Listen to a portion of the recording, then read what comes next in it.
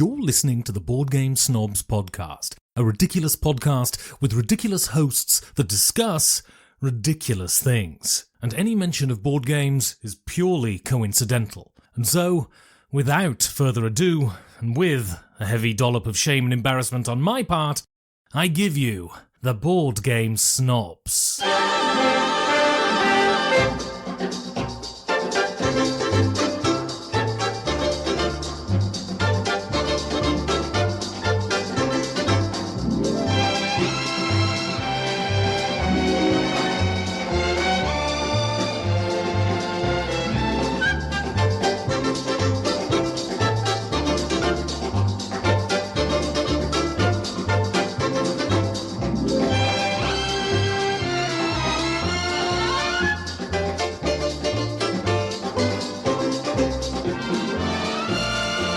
Gaby, go. And welcome to another episode of the Board Game Snobs podcast. This is a very special episode because Bubba is here. I am Gaby, primary host. Bubba is here, who has not been here since I believe my screenshot of the last time was August of 2024. You've been, you Really? haven't, let's see. I thought we did like something at a BGG. Episode 315 is the last one I have. Oh, August 2024. has it really? Man, Yeah. that's a year and a half. No, I'm sorry about that. And on that episode, it was also just me and you. Was it really? Yeah, you haven't been with us Oh. because you go to BGG Yep. and you blow in and you blow out before we can do any kind of content creation with you. That's a good point. And content creation is key. It is key. You are very much We right got to about that. produce this We gotta content. produce this content. Jerry is trying to get on Patreon and like write things on a regular basis He now. said that. He's talking about a newsletter. He quit this job in Tulsa that he was going to, and I guess he's a newly inspired man. He's like asking me for stats and all types of weird stuff that Jerry normally doesn't care about. And usually he blows in, tells me to set everything up to record, and then I record, and then he drops the mic and headphones and walks out to play pickleball, and I'm left picking up everything. But that's just me playing He's trying to the expand his martyr. horizon. Expand his horizon. Maybe I think the new job is not as strenuous as the old job. I'm hoping that's the case. He'll move to something. You know, you don't want to get Jerry to get too focused on something No. because then he gets very involved. And then Yeah, I don't need him. I don't need him too involved in what I got going on here. He'll find out all the stuff I'm doing terribly wrong. Yeah. Like That's he just it. was asking something about the stats the other day, and I was like, I don't know. I just go by whatever Podbean has, and he's like logging into stuff and going to all these URLs and feeds and all types of weird stuff I don't know anything about. I've signed up. I said when we first started this. And I've been meaning to do, of course, this is an idea. I was like, I want to do like a state of the podcast address. Because when we first started this, we had this idea in mind, and we would put our podcast everywhere. And I signed up on all these, output podcasting aggregators. And then I put some effort into it. And I felt like we kind of reached a certain level.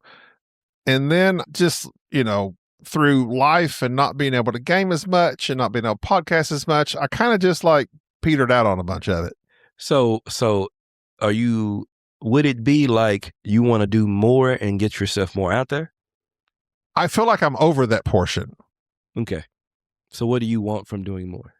What I want to do more of is just podcast and play board games. Okay.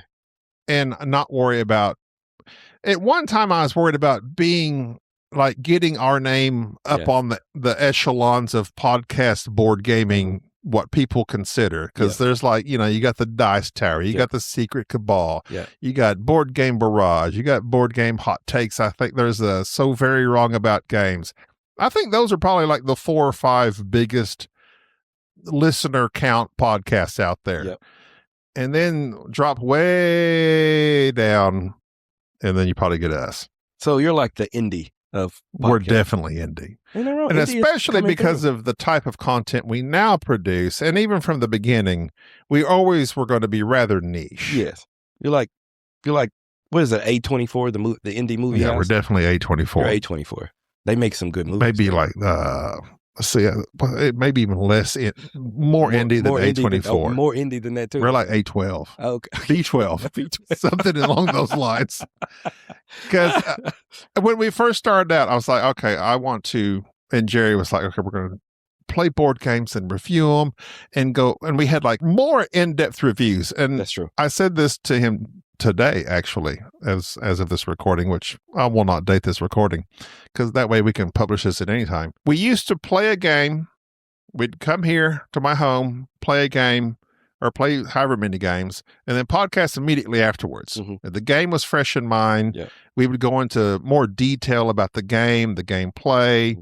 Jerry would kind of do a how the game works type of thing. And then we would go into more detail about what I liked about it, what he liked about it, what we didn't like about it, and just the mechanisms of it. Now it's so few and far between. And the far between is like, oh, we got together and played this game, but then we didn't get to record about it until a month later. Yeah. I'm like, I think I kind of like that game. Yeah. I get it. I miss the days of when we basically had more time to spend together. I got you. Because he would come over and I didn't have this job that was really like nailing me to the time clock.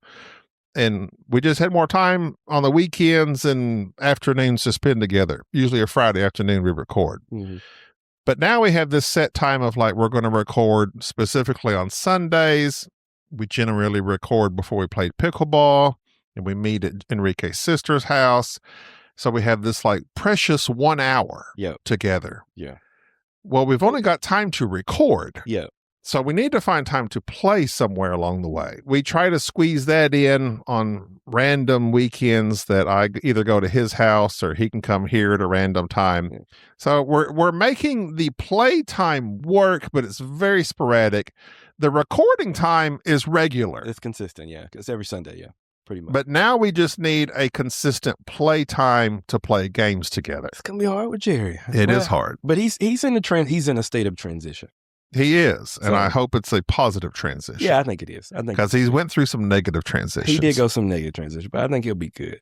And then Gaby, and then Enrique is getting more grown up, so I don't know where his life is going, but yeah. And the kids are getting better. The kids are getting growner, so Jerry may be able to normalize his schedule. So I hope so. Yeah, because his kids are a big problem. Because it's always like, oh, I got to take my kids here. I got to take my kids there. And I'm like, he wants to be an active father. I mean, he just wants to be involved in their lives for some reason. I'm like, no, just come over to my house. Yeah, he wants to be the opposite. You don't have to worry about what your kids are doing today. Just leave them, abandon them, go out for some milk. Come to my house. He probably has it. No, I don't know what he said. He loves his kids. He does indeed. And, his kids have grown on me. Yeah. Have they? They have. They're kind of precious. I like them. Jack desperately wants to do a podcast about football with me. He definitely needs to. He can talk for 2 hours about it. Oh, he does. He's very good. And Kaya cracks me up. Kaya is a writer. She's very artistic. And she showed me a paper the other day that she was writing the story. And I won't divulge the information because she wanted me to keep it secret because it's something for her parents. However, I read the story that she wrote, and I was highly impressed. How's Kaya? 13? I think she's 13. Around there. Yeah. 13, 14. I don't think she's 14 yet. I don't think she's 14 yet, no. I think Jack's 12. She's like 13. But she had written this story. And I told her what I appreciated about the story that she wrote. And it was a story about like I won't say. I'm not going to say. Yeah. But what I appreciated was she did when necessary, but she didn't over-designate. Authors do this frequently, especially John Scalzi, and I've called him out on this in Facebook groups. I like how you just called him out now. That's good. When a character speaks, he'll say, da-da-da-da-da, he said, da-da-da-da-da, she said, da-da-da-da-da, he said. Like, I know who's talking. Yeah. I can tell by the way you've written the story because you're a good writer. You don't need to tell me that's who said it. It drives me insane. I put that out on a Facebook group of a book group I'm in, and someone actually said he heard about that. He realized that, and he's going to adjust it. Are you serious? Yes. You realize? Okay. great for you. That's grammatically correct to say he said, she said. Technically, every time they speak, it is. Even if I know who is speaking. Well, the English language doesn't make any sense. You are correct. It doesn't make any sense. But people, that was like a great debate a long time ago of like grammatically, you should put it and blah, blah, blah, blah, blah. And some people don't transition well. But I think now in our day and time, you're 100%. I know writers who don't do it either, and they shouldn't. Great point. But yeah, I didn't know that's good. You put it in a group, and he actually. I put it in a Facebook chat. That's crazy. Yeah, they're like, no, he said he's going to change that now. Well, I think Kaya is. But Kaya, okay, now Kaya may have overly relied upon me knowing who's talking exactly, but I would prefer that and me be able to suss it out than read. I tell you when it especially got annoying was listening to it on Audible. Oh yeah, I can get that. When I heard it read out loud to me, he said, yeah, he said, I was like, oh my God. Yeah. It's very annoying. It's very annoying. Kaya she wrote me a poem, and it was a very nice poem, and she did a very good job. It was much better than someone her age should be able to do. And it was very nice. And I have it, I framed it. It's a very nice poem. She used some good alliteration, and the cadence was good, and the point was made, and yeah, it was just a very nice, thoughtful, and especially surprisingly introspective poem. And I liked it. She did good. So I think she has a literary talent. I think there's a little artist in there. I think there's a little artist in it, which makes sense. Makes sense with her abilities, and I like that. So I'm looking forward to her when she does stuff. We're sharing some literature together, so see what happens. I don't know if she's much of a reader. I assume she is. I don't know actually. I mean, I think we've talked about some of the books, but her mom. I mean, come on. My mom, I'm sure, has a reading material and list that she's done. So speaking of books, and this has been one of our topics before, what are you reading right now that the audience would be interested in? Oh, you know what? The audience wants to know everything you've been up to. Oh, well, I'm not anything great. So I finished up the new John Grisham novel. I read that. I bought it, read it. Then I read, there's this new book that I'm reading. It's not a new book, but the title is Something Owls. It's made by this great Southern author, which I don't remember his name right now, but he's like the new Southern. Isles Davis. It's not. No, it's not. No. Isles Davis. I got you. I was really thinking that for a minute. No, that's the title. I wish I knew. I just started. Literally, I'm on the third page. I read it to do it. Let's see. Other than that, I'm reading a lot of disinteresting things. It's boring stuff to relate. So a lot of psychology. How to solve quantum physics. No. I leave the math. I do too much of it. But I started reading a lot of psychology textbooks for some reason. And so I can't help it for some reason. I just get involved and I have to do it. And it's a bad habit. I started a book on anxiety and it was too much for me. I had to put it down. So then I just went to Dungeon Crawler Carl. You heard of that one? No. They're making it a TV show. I'm sure it's going to be a movie at some point. What is it again? It's called Dungeon Crawler Carl. It is literally all the rage right now. And it's about this guy and his cat who he goes outside at wintertime to retrieve his cat from a tree. And at the time he goes outside, basically aliens attack and anything with a roof collapses and kills everyone underneath it. And by some power? By some power. And then if you're outside, you survive? If you're outside, you survived, as long as you don't have a roof above you. Okay, continue on. It's very interesting. Mm-hmm. And then basically the floors of the earth open up and you go down into it, you crawl into the dungeon, and he's dungeon crawling. And it's basically a RPG video game in which you level up your character in a novel. And he's fighting these, what do they call that in these games, these MMORPGs? Yeah. They grind. Okay. Like they'll just go out and they have to like kill so many things, bugs and animals and aliens to level up certain aspects of their character so that they can survive. And it's basically a Hunger Games versus the world against aliens. Yeah, okay. And it's completely wild. Yeah. Here's my thing. Literally, this book is talked about and overhyped way too much. Well, I have a thought of what you described. It is a good book. It is a good book. I'm thoroughly enjoying it. It's not the greatest book of all time. The greatest book of all time, in my opinion, I will not say because I think Jerry wants to do this on another podcast, even though I discussed it on an old dead podcast called Disagreeable Nerd with Sharday and Teach. I have my greatest book of all time. This is not it. This is a fun book. It's an incredible book. It's basic, and it's him like knowing what he has to do to survive, and what you need to do to survive is to eventually kill other players, which are other humans. But also in between then, they set up all these aliens from other worlds and other games that you have to get past, like as bosses. It's an interesting, fascinating read. It really is. It is not the greatest book of all time. And it's a series. Here's another thing, a problem of mine. I have a thought on this. Go ahead. Why does everything have to be a series now? Okay. Standalone would be great. Trilogy at the max. Series, wear me out. I can't do them anymore. I think everybody's getting getting tired of series, but they make books now and they serialize it. And it's like almost an incomplete. I'm reading a book so I can read another book so I can read another book. Yes. And it's like, I just want a complete book. Thank you. That's what I need. That's why I bought it for it. I don't, and it used to be that you got a book that was, I get it. People are intimidated by a 600, 400 page, 500 page book. I get it. But you used to just get the whole book at one time. So they broke it up. I will say the book that you just described, to me, that's an expansive comic book. I don't mean that in a bad way, without pictures.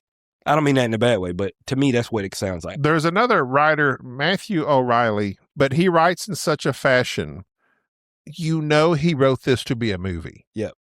Like, it's so visual in his description. Yep. When I read it, I'm like, he's writing this to be a movie. Yeah. He will even end it like in slow motion. Yeah. He'll end a chapter in slow motion. It's absolutely insane, and I'm here for it. Yeah. I love them. Yeah. They're not the greatest books ever made. Not the greatest book ever made.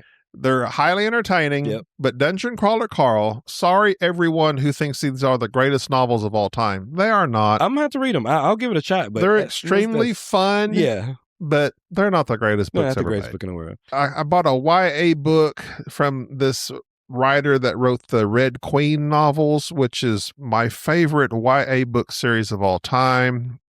I have a question. Not to interrupt you. Well, I guess to interrupt you. YA novels are called YA novels because? I guess they're aimed primarily at young adults. Yes. And because they're very, I would say, predictable in their setup. It's a love triangle. Yeah. Okay. People might have powers, abilities. There's someone from a high breed of people, someone from a low breed of people. Gotcha. And then let the trilogy, let the series and the love triangle ensue. Also, written very clearly. Yes. With clear language. Very plainly. Which I'm a fan of. I get it. Because I tried to read the Hyperion novel that is one of your favorites. Yeah. This is long ago, so don't hold me to this. It's good. I tried to start it. And I didn't get very deep into it, and I moved on to another YA novel. Well, I don't knock people for YA novels. My niece is a prolific reader. I am very proud of her. She reads all the time. She reads some stuff the other day that I was like, wow, oh my God. But the YA stuff, to me, it's like a Hallmark version of, it's the Hallmark version of books. Like there's a genre that's, I'm going to get what, you watch one Hallmark movie, you watch 10 of them. Now, that being said, I like Hallmark movies, believe it or not. I love those things. I cannot help it. My wife hates it. I love them. I'll watch them all the day. I like Hallmark movies and rom-coms. Jerry got on to me the other day for rom-coms. I love a rom-com. I love a rom-com. Give me mid-90s Matthew McConaughey I'll take it all day long. any day of the week. The man is good at what he does. What's the other guy, the Notting Hill guy, the British guy? Hugh Grant. Hugh Grant. I'll give him every. That was like a fiction. I'm with you. I'm good on that. And that's a dying breed of movies. It is a dying breed of movies, and they don't do it right anymore. But yeah, I love it. I'll watch them. I think it's great. But yeah, the storyline is similar. Let's just put it that way. And I get that, and I feel that, and I've tried to expand my repertoire of, because it's easy reading. It's just Yeah. like, it's easy reading. It's Dick and Jane, basically, to a slightly more degree. But Dungeon Crawler Carl is supposed to be over more adult. Yeah. But unfortunately, I think sometimes all that means is, now so all that means, if I'm being real, it's like, oh, we're going to toss in some language. Yeah. Okay, well, I don't care about that. I don't really want the language in there. I don't mind high concept stuff. And that's why Michael Crichton was my favorite writer. Is it? Okay. Can you say is if he's dead? Yeah, you can. Yeah, his work still lives on. Still lives on. I haven't read anybody that surpasses him yet. Orson Scott Card is close. But here's the thing with Orson Scott Card. Ender's Game was influential to my youth. Yep. And apparently that was a YA novel before YA novels existed, because that's how they now classify it. But I love the concepts he provides in those. I'd agree. He's like the modern day George Orwell on certain things. And I know that's a high bar, but he did some things that I kind of really, really like. Go ahead. So Orson Scott Card, Michael Crichton. The thing is, I read all of them a long time ago. I got you. I have not since surpassed that. Also, Clive Cussler. Clive Cussler is up there. He's that action guy. Yeah. All his books are literally the exact same. Yeah, but you don't like a Tom Clancy? No, he was too technical. Okay, I got you. Too military technical for me that I wasn't into. I got you. Michael Crichton kind of got a little too technical sci-fi, science-y with me sometimes, but I just kind of like, we'll pass that part. Yeah. He was correct a lot of times. Oh, yeah. He did. Yeah, go ahead. Oh, anyway, his novels his novels stand the test of time to me. That's the problem is my three favorite writers, and I just named them, Michael Crichton, Clive Cussler, Orson Scott Card. I read them when I was a young man. Yeah. I haven't gotten into, there are good, David Baldacci writes these thrillers that I love. Like John Grisham. All these books, they get into this groove of what they know works. Yeah, and they stay in it. Yep. That's why I liked Michael Crichton so much, because he, to me, just would give you whiplash going from this thing to that thing to this thing. Yeah, I agree. And I haven't found a novel, an adult novel, not that an adult novel sounds weird. There's no X's involved. Fictions. This adult fiction. Yeah. And I just haven't come across one that works for me yet. So, go ahead. No. I've talked enough. So, one of my favorite authors, I got a lot of favorite authors, like a lot of people know and love, but my favorite author is one that probably nobody has heard of. It's called McKinley Cantor. He wrote a book called Andersonville, very long book. It's like Lonesome Dove long, but it's about a Civil War encampment in the South and how horrible it was. Read it when I was younger. It was the only book I ever reread. It's the only book I ever reread. And it was like, oh my God, reread thing. I've never reread a book now that you. Yeah, most people don't, and nobody does, I think. But I read him, and I was like, I have to, and I immediately reread it again, and it was just so disturbing. But he won the Pulitzer for it back in way long time ago. Didn't know that. I had an old ready copy I got from a library, but I read it and it just changed the way I saw literature in connection with other famous people that everybody else knows. But yes, very nice that because I read him, I read Lonesome Dove, because I had no interest in reading Lonesome Dove, but I read him, I read Lonesome Dove. He's in that era. To this day, I can read a book that's in that same setting in the 1800s, and it just grabs me and just catapults me to a time period. So I don't know why I liked it. I still like reading the books about Civil War, but yeah, who reads him? I don't know. Nobody's heard of him, but yeah, one of my favorite. That's my favorite book. Andersonville? Andersonville. Really? My favorite book, yeah. My favorite book is Andersonville. It's from 1955. Yes. It's an old thing.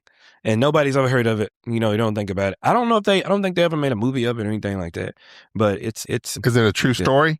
So yes.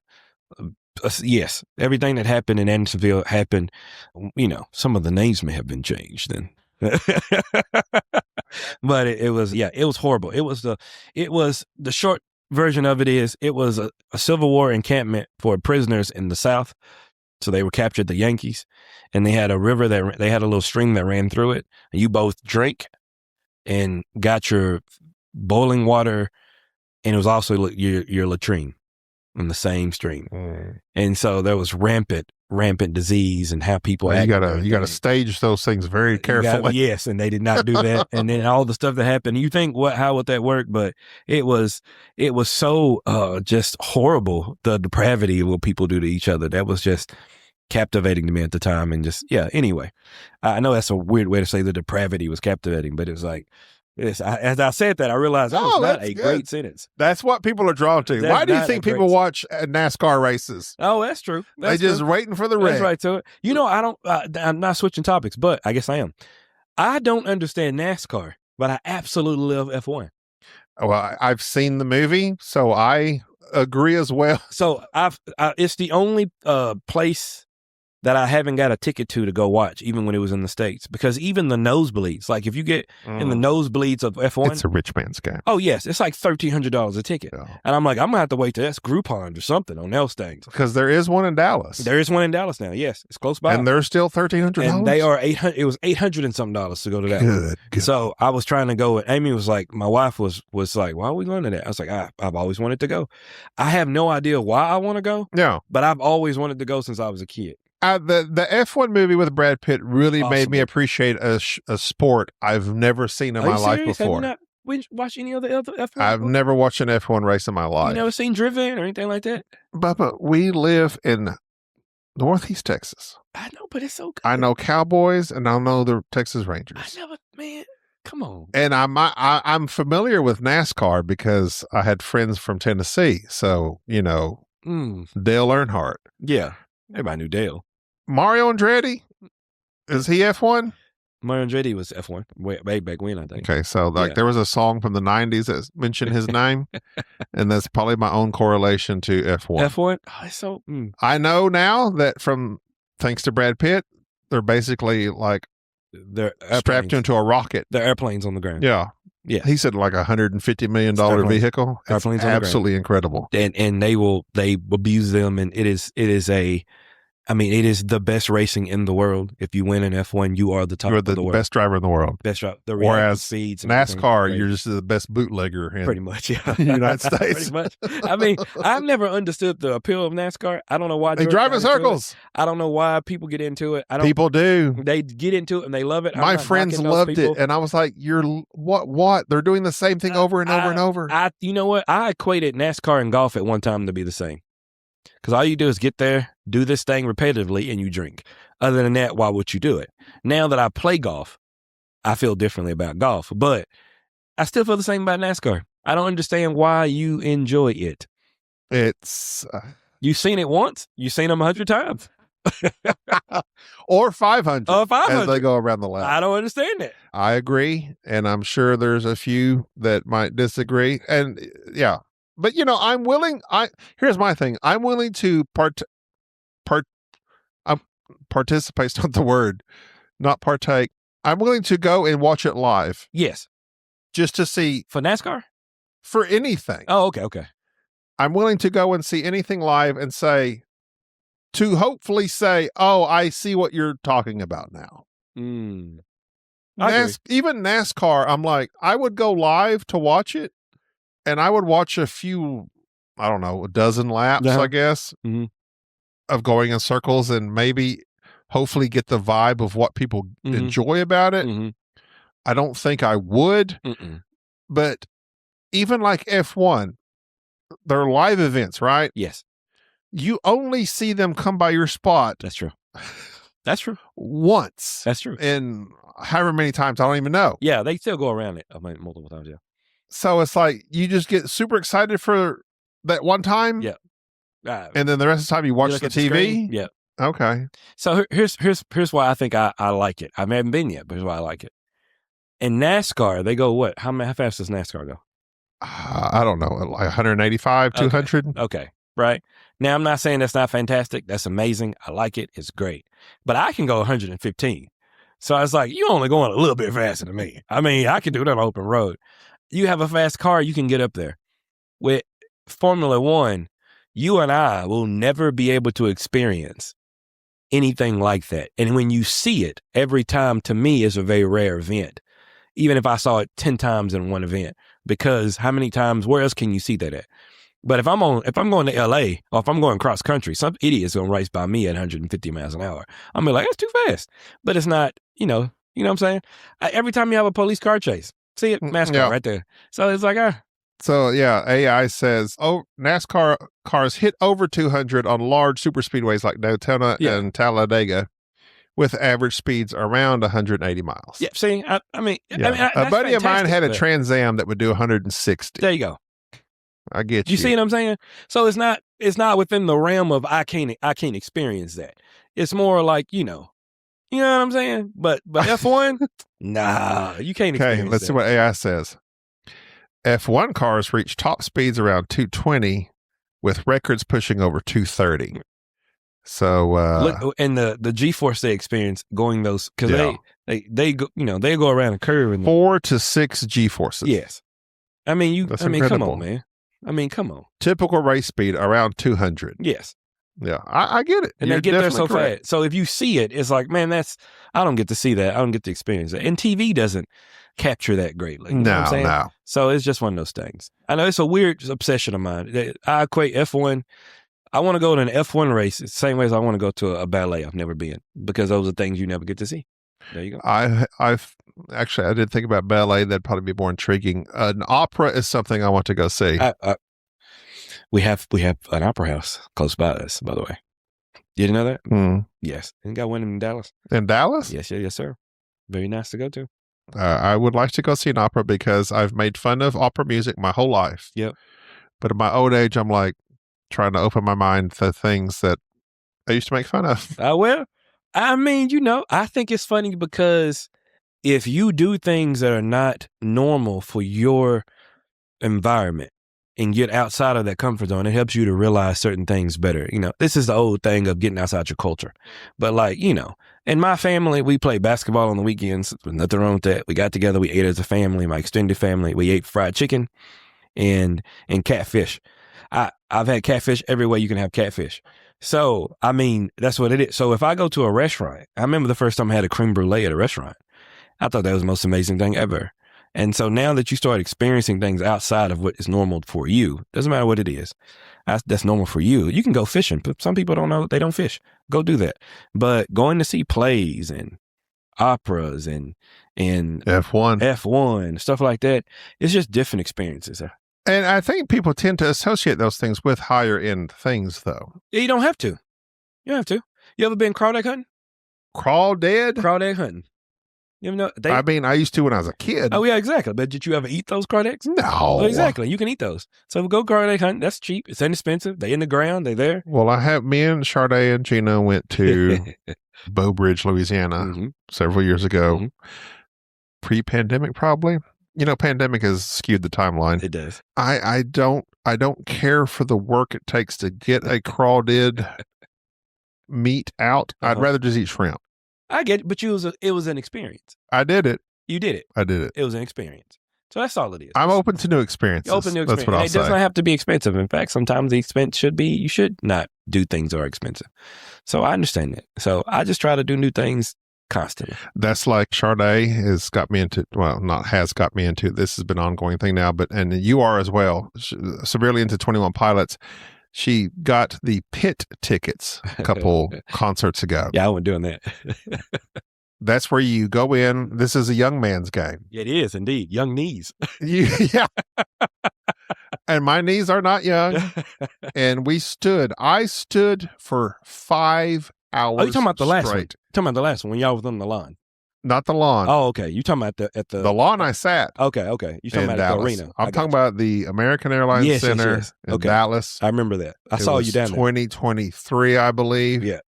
No, it was 2024 because Breach come out. Nobody cares about this, but they did a thing where we're not going to tour. Oh yeah, we're going to tour another 6 months from now. Too much money. Yeah. I stood for 5 hours. Yeah, I saw you. And here's another thing: when you're in the pit, unless you want to lose your spot, you don't need to go use the bathroom. That's right. You got to stay. So I was severely dehydrated.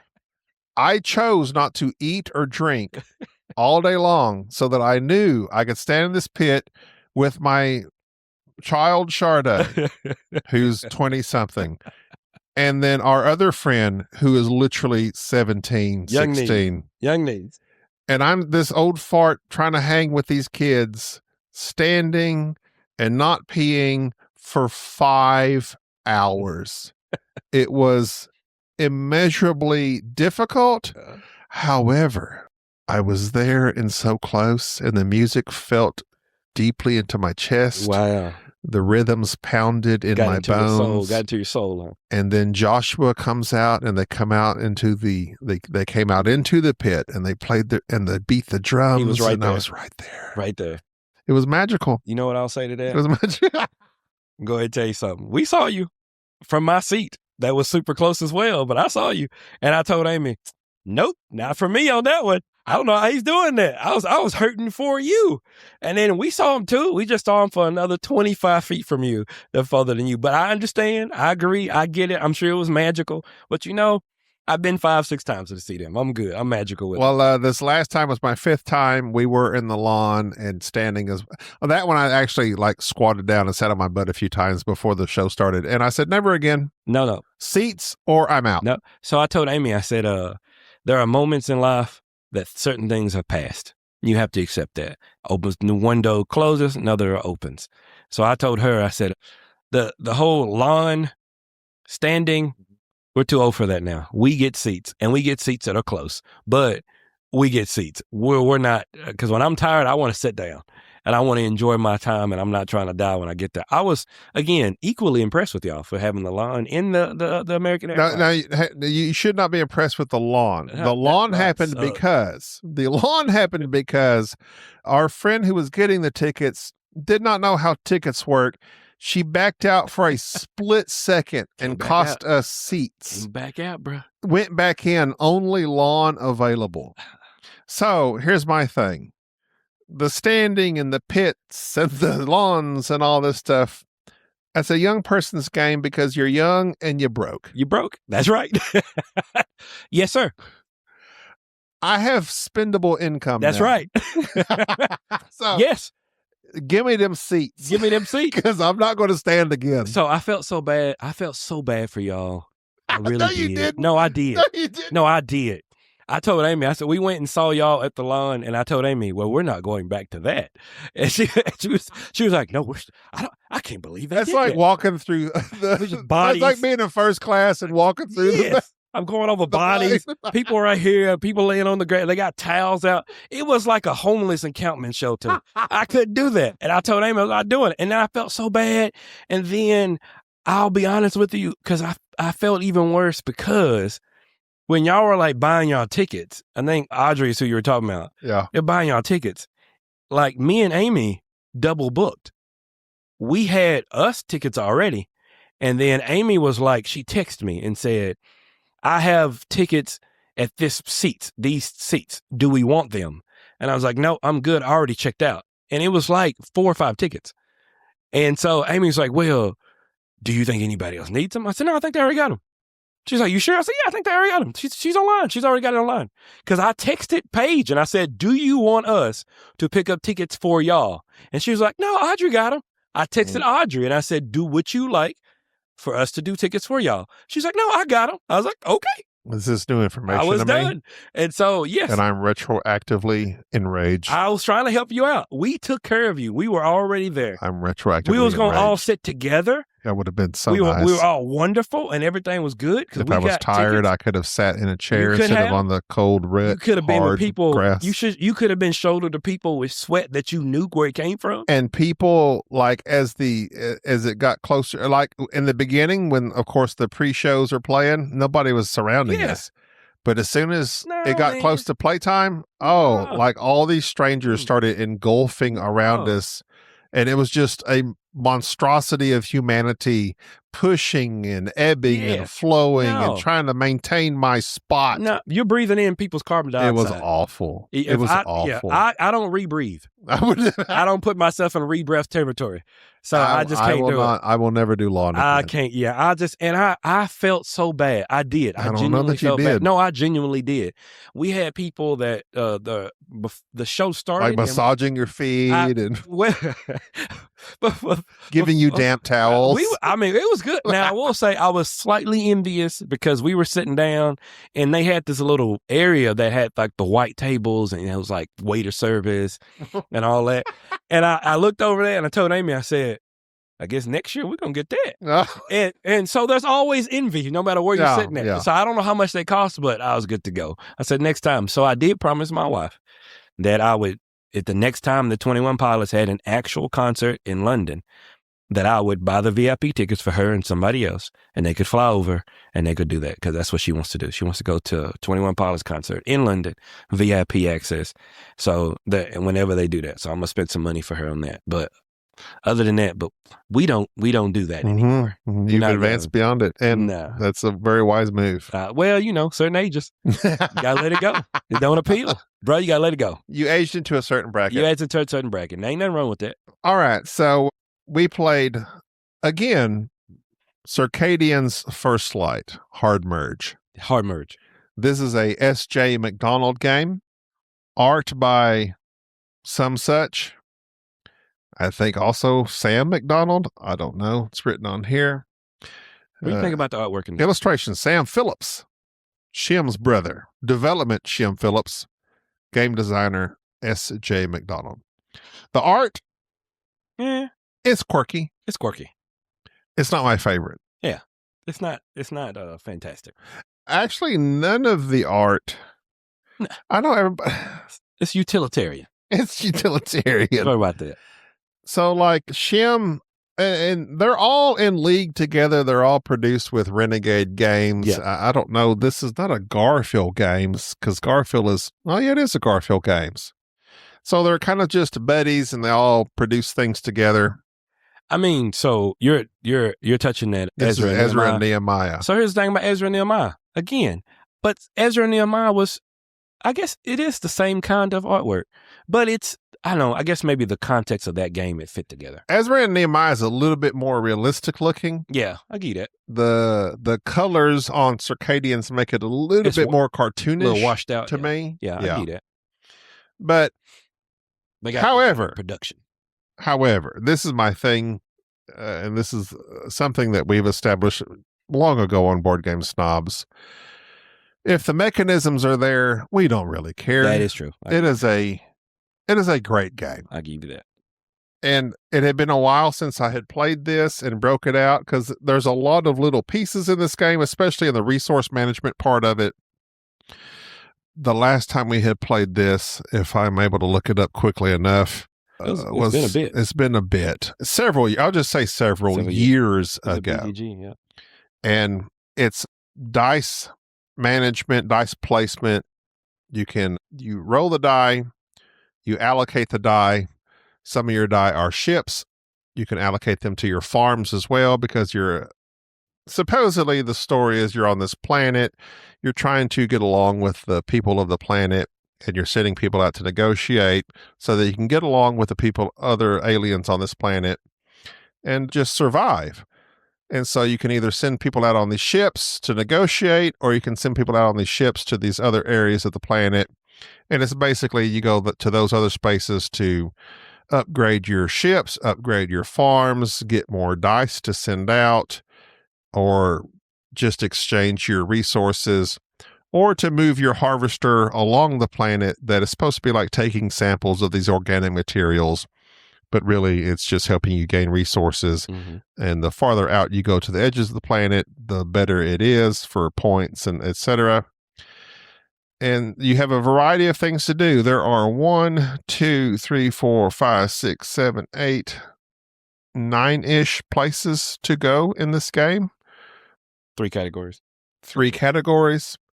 I put this in my top 25 last time. I don't know where it fell. Really? But yeah. Well, that top 25 makes sense, yes. Yeah. I really like this game. I see how you say it, yeah.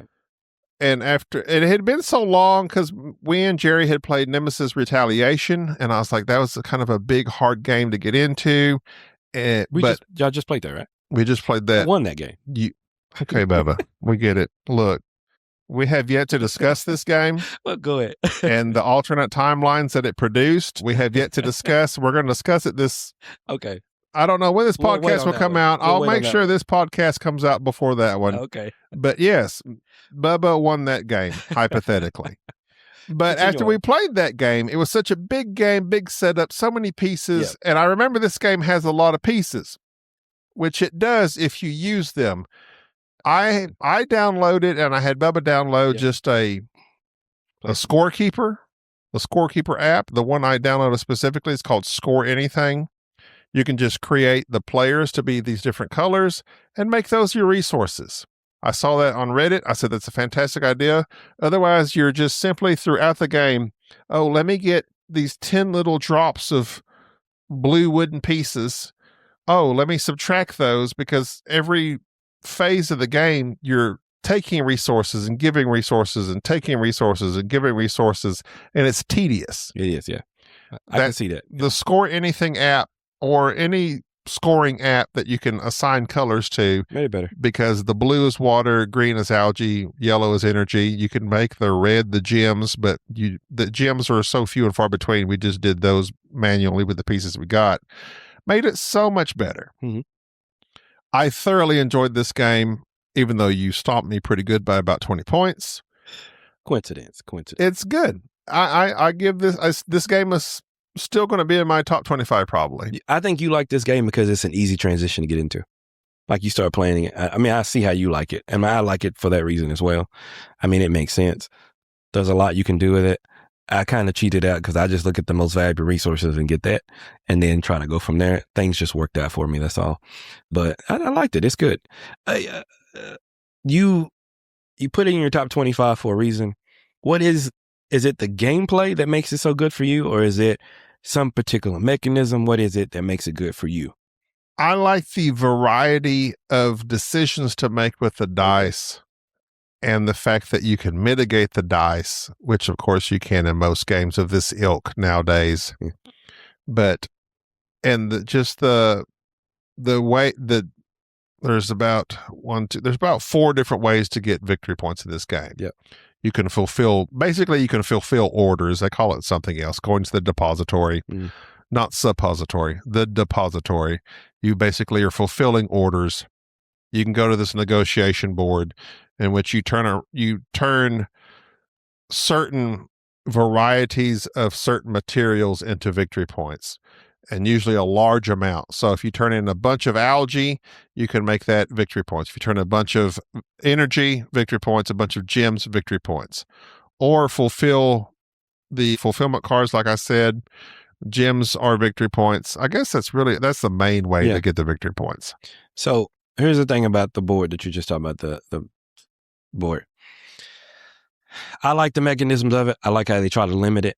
The thing about these games is it has 8 rounds in it, right? Yeah. The first 2 really is you deciding what you want to do, but also generating your resources. If you don't generate that right, it screws you up for the rest of the game. And you can come back from it depending on what you do and how everything works out. But you kind of got to figure out very early on what you're going to do, which is easier when you've played it before. So I think playing it the second time, I remember this game, and I remember like, oh, okay, I remember vaguely I had to do this. So I think that's what made it fun for me the second time. I hardly remember the first time. I recall it, but the general mechanisms. But the second time, now everything clicked really quickly, and I liked it. I liked it for that reason. But it's a very well balanced game. I think that's what you're getting at. Yeah, I'm glad you enjoyed it, because I remember you playing this and Jerry talking about it, and that's why we bought it, because after that BGG, you played that. Jerry's like, we need to get this game. We got it. We enjoyed it. And there's a lot of dice placement games. Yep. Final Frontiers was like the OG. You got a spaceship that is actually dice, and you send them out, land them on I think it was the moon at the time, and do things with them. This has a similar feel, but just done better in my opinion. Sorry about that. Listening back, editing. I have to do something quick. It's Alien, you fool. Alien Frontiers. Good God. All right, back to the show. More variety of choices is always nice. And it's not that, especially with more players. Yeah, I can see that. you can flip all these things over depending on player count, and it would adjust it accordingly. I got you. But with more players, like, you would be blocked off more, I feel like, and that would be more anguish. But also, that's what I like about dice placement or worker placement games is, I need to go there, and now I've been blocked out of it. Now what am I going to do? Yeah. I failed at doing that because I lost tremendously. But you adjusted. But I thought I did pretty good on the negotiation board, which is the main place to get points. Yes. But Bubba upgraded the heck out of his resource board, which is your personal player tableau, basically. He upgraded the heck out of it. He had a bunch of different ships in his garage that you can get and add on there, and that gives you points. And then your farms, you can get the points from that. It's just, I had played this solo a couple of times. I was like, you know what? I think I got this one. I think I got it. I'll have Bubba over and I'll show him what's up. Let's work this thing. And Bubba showed me what's up. And he said, nah, bruh, this is how you play this game. Like I think I was, my name is Rosalind, and Rosalind didn't want to lose. So that was my character. Oh, yeah. I had the expansion of Bjorg, and Sal. Because this is expansion, right? No, not everyone is expansion. Okay. That is part of the game. Gotcha. So it's when me and Jerry played, because we don't generally like asymmetrical powers, because Jerry feels, and I feel oftentimes, that gives you an uneven playing field. How do you know that balances out correctly? But me and Bubba used the player powers, and Bubba's was that if he had below a certain amount of dice, he basically got another dice. Mine was, I had this yellow dice that I had no matter what the entire game as an extra die, and it didn't count against my overall dice count, because you could only allow a certain amount of dice, 5 dice. You're only allowed 8 item cards. So there's all, just like any asymmetrical game, there's a little something that breaks the game. Bubba had his thing, I had my thing. I thought mine was good. Bubba's was good. I felt as well. But mine was better. I feel like yours was a little bit better, which is the problem with I felt that in your tone. Every asymmetrical game, I always feel yours is better than mine. Well, so I didn't know y'all felt that way. Have y'all talked about that before? Yes, okay. yes. Here's the thing. I think, because you asked me, do you want to do it? And I was like, yeah, of course. The reason why I think asymmetrical plays are good, or powers are good, is because you have to adjust how you play according to the power that you have. And you have to like see that out. Like, okay. Because my thing was, I was like, I have this thing where I have a die, and you know, if you put a die on the regulation board.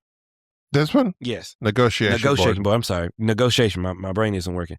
Your die stays there. So once you place it, it stays and it's gone. So it's like, oh, it makes sense then that I have one. So now I shifted what I was going to do based on that. So, and that's why I went there. That was like, okay, I have one every time. So at least once around, when I get there, I'm going to do it. I like asymmetrical powers because it forces you to have a particular sort of play. It actually, the thing about these games, these worker placement games, is there's so many ways to win. There's also so many ways to lose. And you can only go a certain direction so many times. And the gameplay, you have to figure it out. It's 8 rounds, but how you swing, I think it's like an intuitive swing in the game, the flow in the game. You have to immediately understand. So I like asymmetrical powers. I did not know y'all felt that way, because it just forces you to play a certain way. We don't generally like them. Wow, that's just, I mean, because we like to be on an even playing field. Well, and there's, we doubt and question. I know they play test the crap out of their games. Yes. But we doubt and question those play tests, and we're like, did y'all really know which one? Because there's so many of them where you do that, and then afterwards you're like, this one was overpowered and it broke the game. And every now and then the designer will come out with some errata, not erotica, but errata, which is like an adjustment, and say, you know what, this one did kind of break the game, so here's this and this to fix it. Really? That happened with Scythe. Yeah. Remember that. And I say that, and that's a very old reference. So maybe after Scythe, they stopped doing that. But me and Jerry always refer to Scythe and how that one, these two combination of boards that were asymmetrical, broke the game for this particular character, and they were overpowered. And it's not always like ridiculously overpowered, but it's like they have an edge for sure. And so that's why we like just boom, even playing field for everybody. So okay, I'll give you this. In my mind, which I'll get into, I'm dumb, so I think in dumb ways. Every game can be broken down mathematically. An asymmetrical power is just a weighted sum, right? It's a weighted thing you do on this particular part of the game. But if it weights here, it also makes a negative there. So like if I had this and I didn't utilize it, it's a wasted, you have something, it's great. Or if I try to play in a way that's not conducive to my power, well then now it's a negative. So I understand I think the idea that it makes one better. I don't know about that. I think it depends on your ability to adapt to the power. Mm-hmm. I think that may not be what's equal. Well, that's what the vast majority of people agree with you. Okay. Because the vast majority of people like asymmetry for that reason. And they say that, yes, it does give me kind of a guideline of the path I should take. Yeah. And also, this is my weakness. This is my power. Yeah. So you are correct. But that's what it's designed to do, right? But do they really know? I think they do. Mathematically, you could do it that way. Know? I mean, so what if you were to rate this game out of 10, which is cliche, but a time-honored tradition? Okay. What would you give this game out of 10? Do you have a favorite game in your mind that out of all the games you've played that like this is one you always enjoy? So this is not a great question for me. Okay. The reason why I say that is the game, I never remember book titles or game titles apparently. What's the one with the planets? Big, huge board. That's the thing where you got the sun in the middle of the ground. Twilight Imperium? No. It was just the sun in the middle. Yeah, I played it in, I went to a little small board game convention in Lafayette and they had it. And I played it with Jason and Chad. It was awesome. But you had there's a sun in the middle. It rotates around like a planet sun. And then you're trying to, is it SETI? SETI. SETI. Okay. It was SETI. Be honest with you. Absolutely love that game. Like it immediately, I understood it. I got it. I got the point of it. It was immensely entertaining. It was one of like the better game I've played in like a year and a half. And I don't play a lot of board games, of course, not as much as you guys do, but it was like immediately yes, whoever did this was awesome. Mm-hmm. I went and looked it up and I was like, I got to buy that thing. You got it? We got it. Oh, you got it right there. So then they had it when we was in New Orleans. And so it's a great game. And so if you're asking me, that's one of my favorite games now that comes to mind. Then I like other board games for other reasons. But this game, for what it is, the balance it takes, it's a well-balanced game. I'll give it like a 7.3. Okay. Give it like that. So I give it 7.3 just because it's well-balanced. So some of these games you play and you immediately realize that they have inherent weaknesses. That's what I mean by the game is balanced.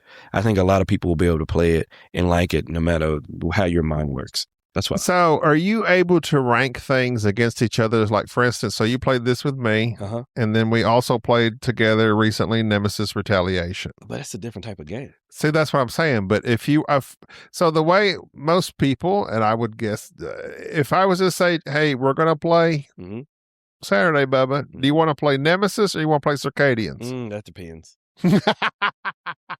Right? Because we talked about books earlier. Mm-hmm. A fiction book is different than a historical fiction book. So you asking what my best book is, it's like what genre?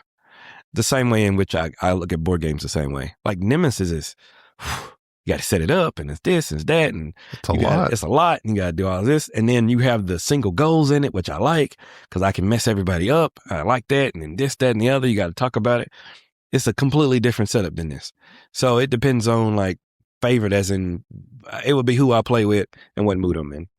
Okay. Does that make sense? No, yeah, yeah. Have a but if you were a gun to your head, like as a board gamer, you would eventually one day have to rank all your games. Yeah, but I would like more. I'm more involved. I like the games that appeal to me are more of a game like Nemesis.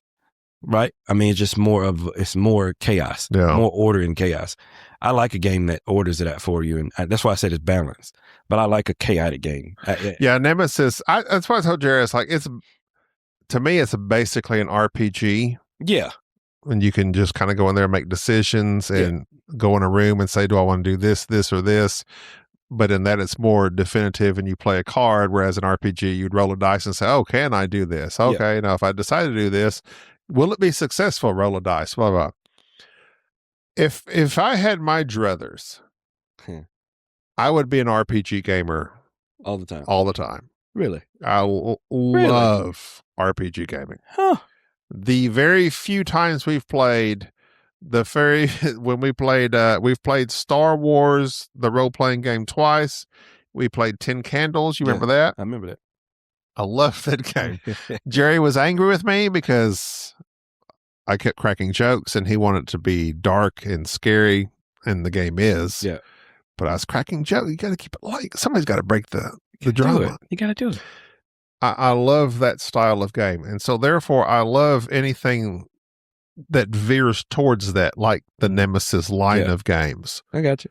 And I'll give my opinion on Lockdown versus Retaliation when me and Jerry record, but both of them I love. Yeah.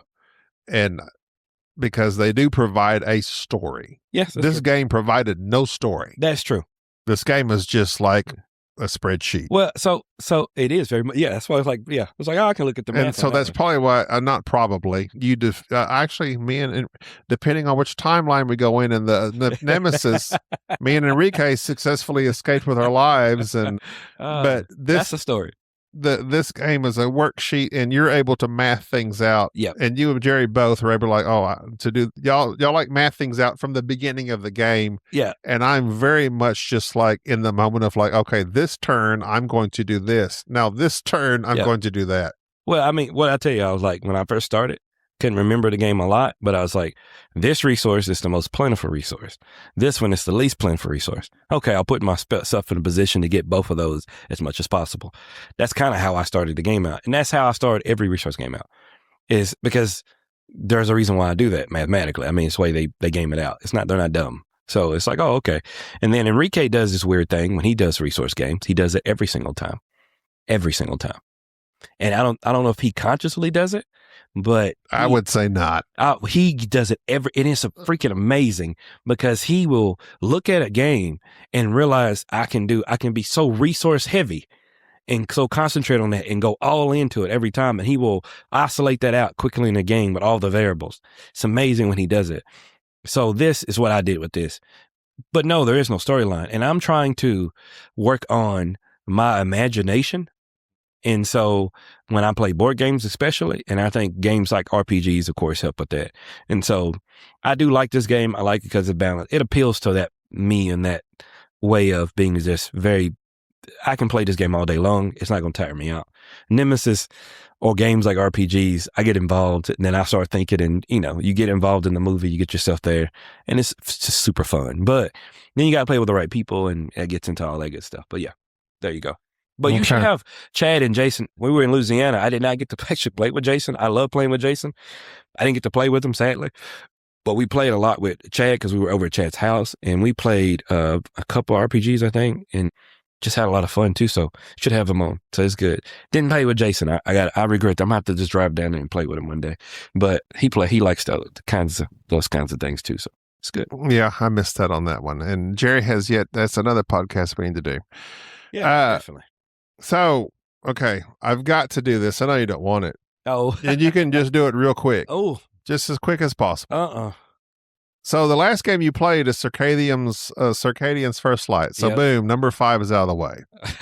Okay, thank you.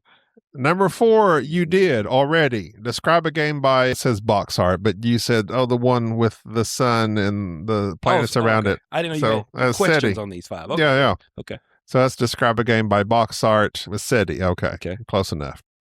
Your number 3 of the Bubba's Top 5 is your present favorite movie. My present favorite movie? Oh, good question. My present favorite movie. I'll say this.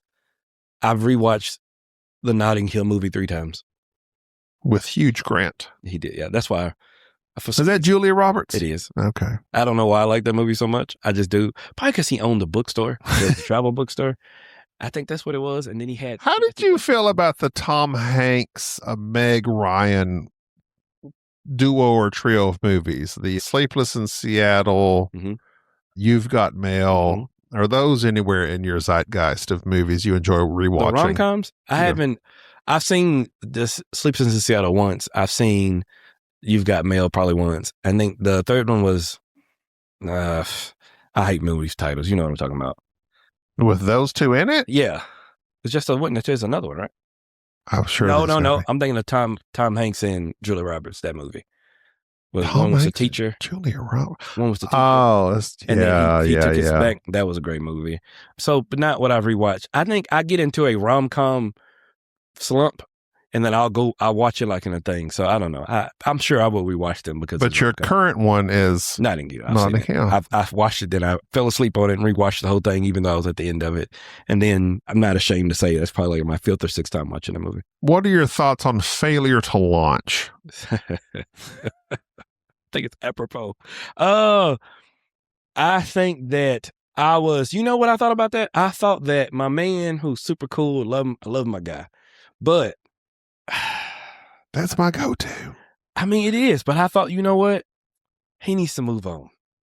But he did so good in that movie. I'm not knocking you. I thought it was an excellent movie. I've seen it like 2 or 3 times. I thought it was an excellent movie. I think Amy kind of likes that one.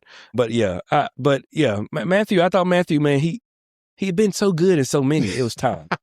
That's what I thought when I watched that movie. I remember that thinking, he's so good in this, but bro, you got to move on and do something different. Yeah. And he did. And he did. And now he is who he is today. He could be the governor of Texas if he wanted to. Man, is that good, bro. So he wrote a book. There you go. Number 2, board game you want to see made into a movie. Brass. How so? I don't know how it would be a good movie. And that's why I want to see it. It could be a nitty-gritty, like Peaky Blinders kind of thing, yeah. But with more economic stuff involved. Yes. Yeah, I get that. You see that one? Oh, Peaky Blinders, that griminess. Yeah. Oh, that's I like this. I like this. And do you realize it? The Gilded Age on HBO is that much like it? Basically brass. Oh, okay. I didn't see it. It's basically brass. Okay. See, I didn't know. It's a little more heightened, not dirty version of it, but brass could be knitted. Could be that. Okay. If they made Gilded Age like Peaky Blinders, merge those two, you've got brass. You got brass. Okay. Oh, yeah. I have to contemplate. I like what I just came up with. I know you did. That was great. good. You just whipped it out of thin air too, bro. Okay, number 1, basically your favorite thing you're enjoying right now, anything. Movie, book, game, knitting, dancing, songs, whatever. Ooh, that's a good question. My favorite thing that I'm enjoying right now. So Sierra has me knitting, which is Enrique's sister, which I actually like to do. It's super weird at work. They make fun of me because they're like, what are you doing? Because I'll be sitting there looking at some training material and I'll be knitting because I got to get my time in. I actually enjoy doing that. Did not know that. That was weird. Equally feel good about, I've started to write again for the first time in a while. Hadn't written in years, like a consistent basis. So I'm loving that. And then I know you said 1, but these 3 are equal to me. I have recently gotten into like more self-care, and I surprisingly like that on the same level as well. I like other stuff. Like I did like a body scrub this morning because I just felt like doing it. I got some vanilla, whatever body scrub stuff into it. And then I sat there and stayed in the bathroom for like, I was so womanized, man. I went out and I set out all my products. So when I got out the shower, I did stuff in the shower. I did some cleansing, my face cleanser in the shower, did this in the shower, did that in the shower. I scrub it. I got an exfoliating, it's a towel that is an exfoliating towel. I find it cathartic. I don't know why, but I was super good. I put on 2 layers of lotion/oil. I mean, it was just amazing. And I realized how much I've started to enjoy that beyond what I thought I ever would.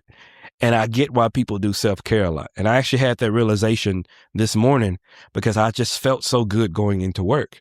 I don't know why, but it was weird. So those are the 3 things that right now that I'm really into, surprisingly, that makes me feel good to do it. So, and yeah, I'm enjoying my beginning of my 40s. I'm particularly enjoying it. So Those are the 3 things that are new. That's good. I know. Self-care is important. Self-care is important. And it's not that I didn't do care. I've just cared more now recently. Probably the last couple of years, I went through a transition of like trying this and trying that. So hair products and skin products and body products and clothing and all this other stuff. I mean, yeah. Did you have any music playing while you were doing? No, I did not. I didn't. But I have a speaker in my bathroom. I think you need that to I can add that Bluetooth to it. Yeah. I mean, now I think that's too much of a mini spa experience. I think I should pay for that just to get You're over self-caring. I'm over self-caring then because you can go a little bit much. Amy cracks up because she says you're in the bathroom longer than I am now, and it's true. Like I the other day I bought a pair of scissors, and when I comb my hair out now and I put all my stuff on, I go through it and I trim out the pickup strand, the strands that pick up all over my hair, and I realize how unnecessary that is, but I enjoy it so much. And I don't know why. It's weird. But yeah, those are my 3 things that I'm doing that I am particularly enjoying that has nothing to do with board games or reading books, but it's super good. My wife has tried to get me for years to lotion my body. That's good, man. And I know you should. I know moisturizing is important to keep yourself from wrinkling and cracking and drying out. Here's my thing. At a very young age, my mother used to have me massage her feet. And she would want me to apply oil to my hands, or not oil, like a lotion. just lotion. And her feet, I love my mother, as everyone knows, but her feet were old and gross and rough, and I hated it. Traumatized. It traumatized me. I hate the feeling of lotion on my hands, and therefore I cannot do it. I know it's good for me. I can't do it. Here's the thing, Gaby. Because I also bought like a foot care kit like a couple weeks ago. I love that thing. It works. It's beautiful. But corns and calluses. Oh man, it just takes everything. Yeah, you gotta take care of your feet, bro. No, I was talking about my mom's feet. Yeah, I never did my mom's stuff. I remember seeing my mom do hers and thought, oh, you need something. And then I was like, I'm finna pay for you to go pay for you to get that taken care of. Stanley, my brother, he gets a mani-pedi with his wife now. And it used to be a joke. Now it's no longer. We bought him a gift card for his anniversary, which he thoroughly enjoyed. Wow. So now he does it with no gift card at all. The other day I called him, where you at? He's like, I'm getting my nails done.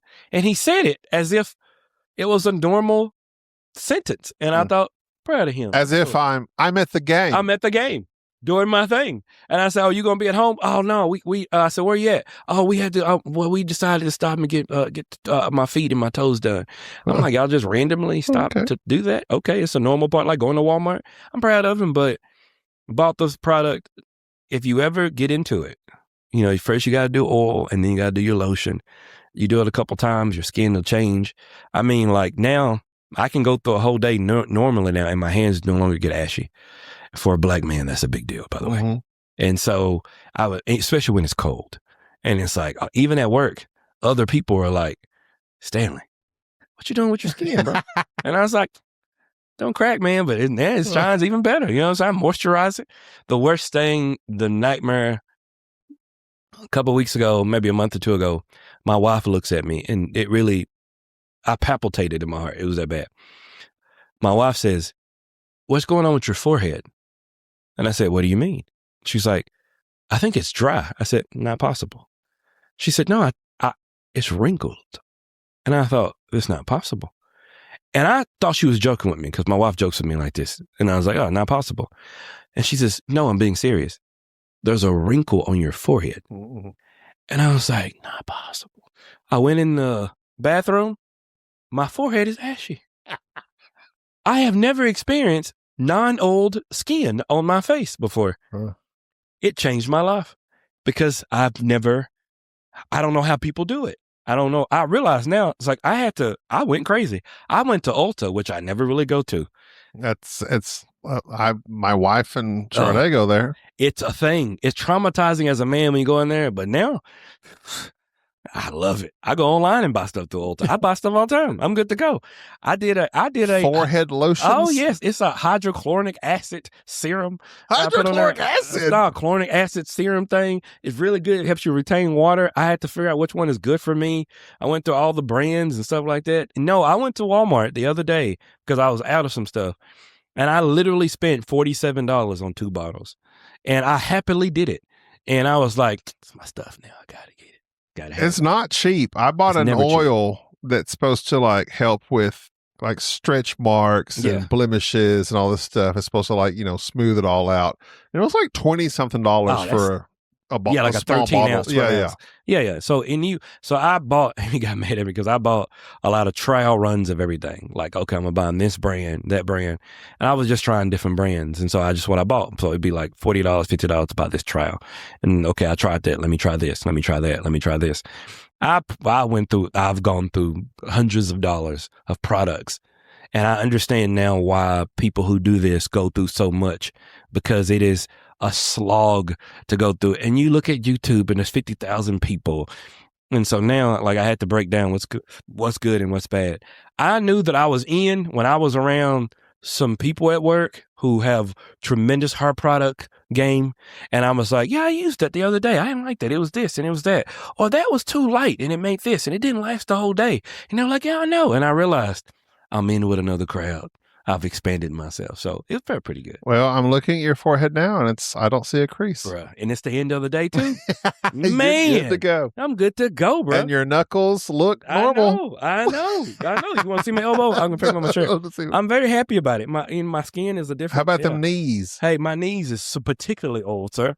So the other day I had to go to the doctor and I was like, and she looked at me and I was like, nah, we all good with that. Look at that right there. No ashiness. You can take a fingernail and rub it up the. Yeah, I got a little right there. That's good. End of the day though, but we all right. So you just, hey man, well, you're good. Self-care is good care. Loving care is nice care. Don't overly do it. But I've learned that I've enjoyed going into this particular area that I wasn't used to. But that's just me. I always try to do something new every year, go into different areas. So. Go into different areas, take care of yourself. Take care of yourself. That's a big area. So take care of yourself. Make yourself enjoy life. And that's how we're going to end this episode of the podcast. Bubba, thank you so much for coming on. I appreciate you coming on at least once a year. I got to live up to the quota.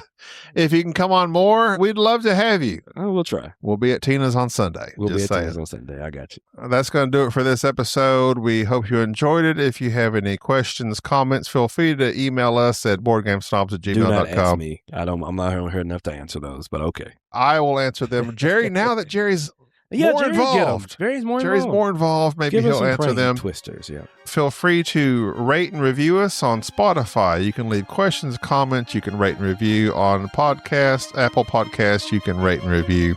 Leave us 5 stars if you so wish. Patreon. Patreon. We need money. We always need money.